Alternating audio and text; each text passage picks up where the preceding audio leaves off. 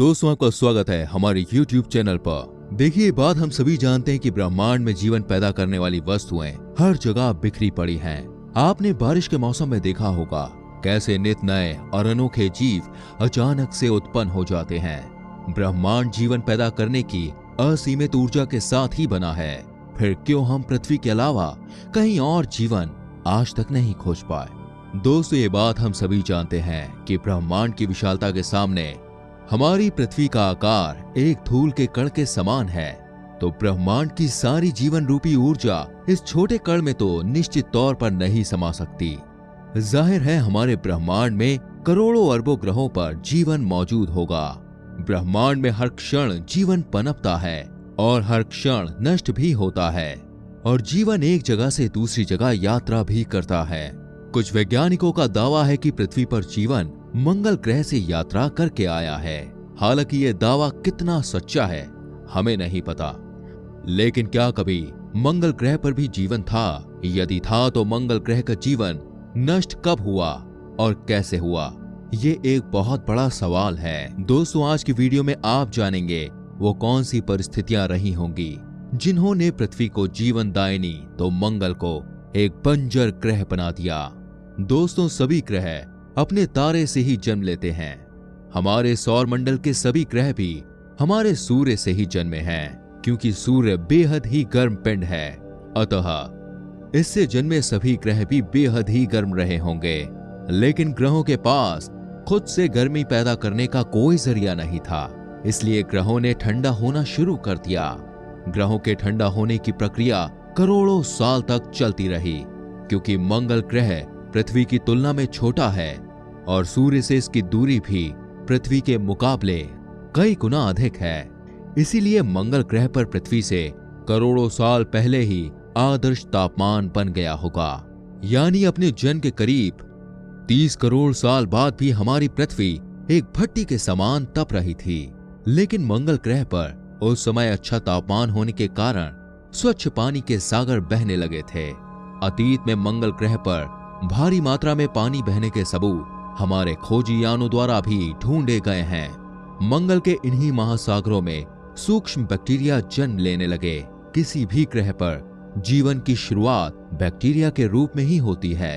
अन्य बड़े जीव बनने के लिए एक लंबा समय चाहिए होता है, लेकिन मंगल को वो समय नहीं मिला। एक बड़ा एस्टेरॉयड बेहद तेज गति लिए मंगल ग्रह से टकरा गया।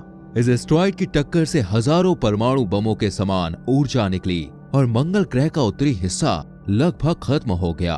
यहाँ इतना बड़ा गड्ढा बन गया कि उसमें पूरा अमेरिका देश ही डूब जाए। दोस्तों, इतनी बड़ी टक्कर से पूरा ग्रह पिघल गया होगा, जिससे मंगल पर मौजूद बैक्टीरिया रूपी जीवन निश्चित तौर पर नष्ट हो गया होगा। वहीं तकरीबन उसी समय घुमक्कड़ ग्रह हमारी पृथ्वी से भी टकरा गया। लावे की तरह धधकती पृथ्वी पर वैसे भी जीवन तो था ही नहीं, लेकिन ये टक्कर इतनी जोरदार थी कि इस टक्कर से पृथ्वी के 2 टुकड़े हो गए। बड़े टुकड़े पर आज हम रहते हैं और छोटे टुकड़े को हम चंद्रमा के रूप में जानते हैं। दोस्तों, मंगल पर एस्टेरॉयड की टक्कर ने जहां जीवन नष्ट कर दिया, वहीं पृथ्वी का 2 टुकड़ों में बंट जाना एक बेहद ही शानदार संयोग था, जिससे भविष्य में पृथ्वी पर जीवन जीने लायक परिस्थितियां बनने वाली थीं। दोस्तों, वर्ष 2004 में नासा के रोवर ने मंगल ग्रह की गजब की तस्वीरें ली।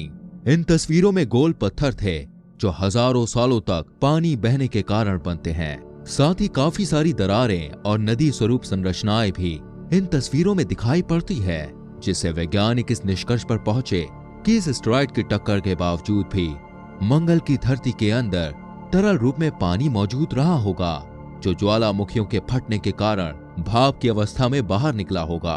दोस्तों, मंगल ग्रह पर अनेकों ज्वालामुखी हैं। एवरेस्ट की चोटी से 3 गुना ज्यादा ऊंचा मंगल का ओलंपस पर्वत भी असल में एक विशाल ज्वालामुखी ही है। जल वाष्प के रूप में ज्वालामुखियों ने पानी बाहर फेंका तो मंगल पर बादल बने और फिर बारिश हुई और मंगल की सतह पर एक बार फिर से जीवन पनपने लगा। लेकिन यह दूसरी बार पनपने वाला जीवन भी मंगल पर लंबे समय तक नहीं चल पाया। असल में सूर्य से अधिक दूरी के कारण अब तक मंगल ग्रह काफी ज्यादा ठंडा होने लगा था, जिससे मंगल का पानी बर्फ के रूप में बदलने लगा और मंगल पर वर्षा चक्कर समाप्त हो गया। बेहद ठंड होने के कारण बैक्टीरिया जैसा सूक्ष्म जीवन भी मंगल से समाप्त होने लगा। दूसरी ओर धधकती पृथ्वी का तापमान अब आदर्श होने लगा था। घुमक्कड़ ग्रह की टक्कर के कारण दो हिस्सों में बढ़ चुकी पृथ्वी ज्यादा तेजी से ठंडी हुई। चंद्रमा के गुरुत्वाकर्षण बल ने पृथ्वी को एक बेहतरीन स्थिरता प्रदान की, जिससे पृथ्वी पर मौसम चक्र बनना संभव हुआ। ऐसी स्थिरता मंगल पर नहीं थी, क्योंकि मंगल ग्रह के दोनों उपग्रह बेहद छोटे हैं। उनका गुरुत्वाकर्षण बल मंगल को एक धुरी पर बांधने लायक नहीं है, लेकिन पृथ्वी के आकार के अनुपात के अनुसार हमारा चंद्रमा काफी बड़ा है। हमारे चंद्रमा का गुरुत्वाकर्षण बल पृथ्वी को सदैव एक तरफ झुकाकर रखता है, जिस कारण पृथ्वी पर सर्दी, गर्मी और बरसात जैसे मौसम बन पाते हैं।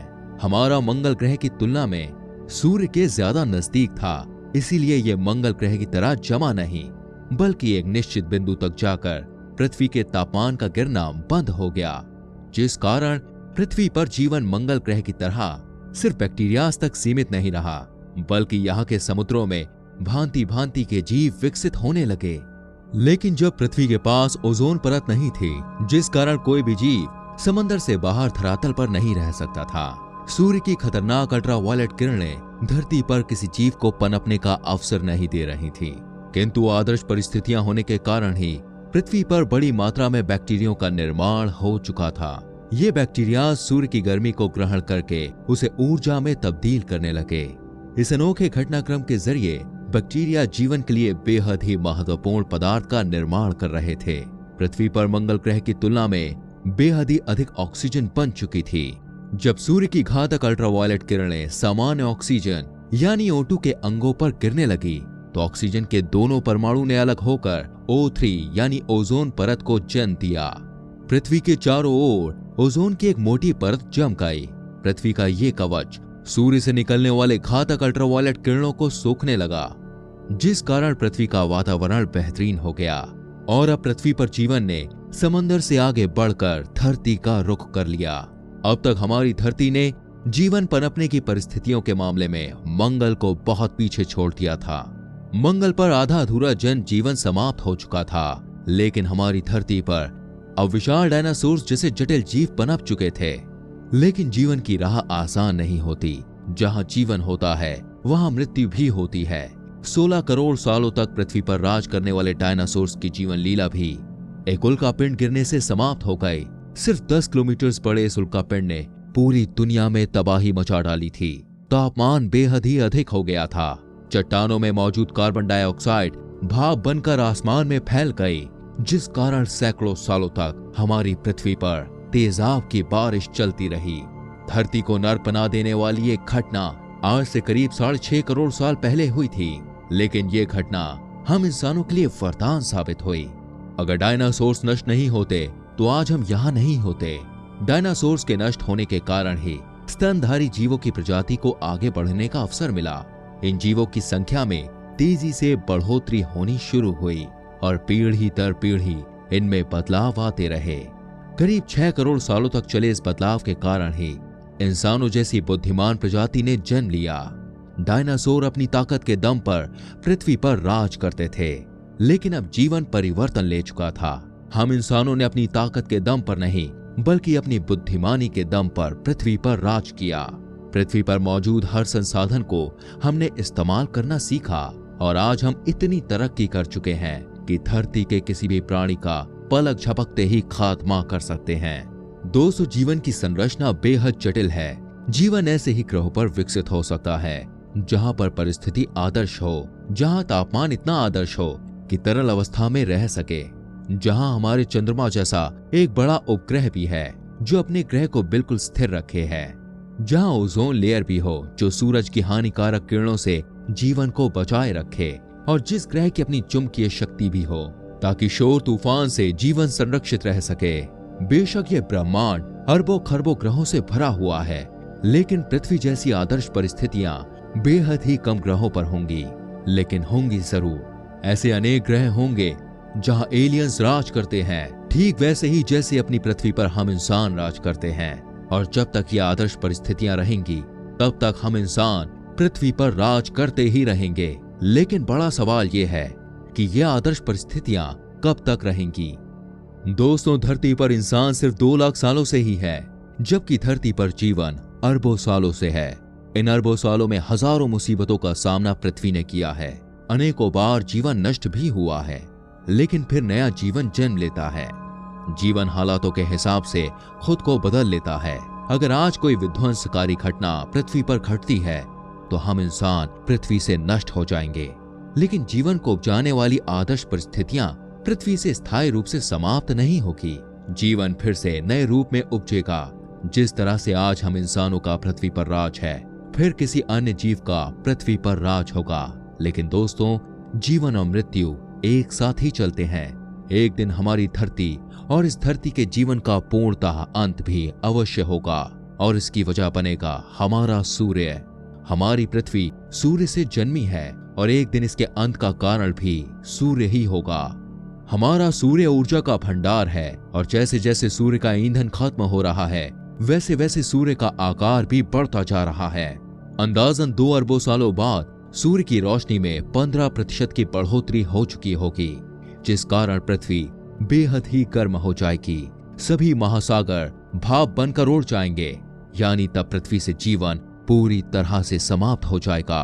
और जब सूर्य का ईंधन पूर्णतः समाप्त हो जाएगा, तब सूर्य का आकार कई गुना बढ़ चुका होगा और सूर्य रेड जाइंट में तब्दील हो चुका होगा।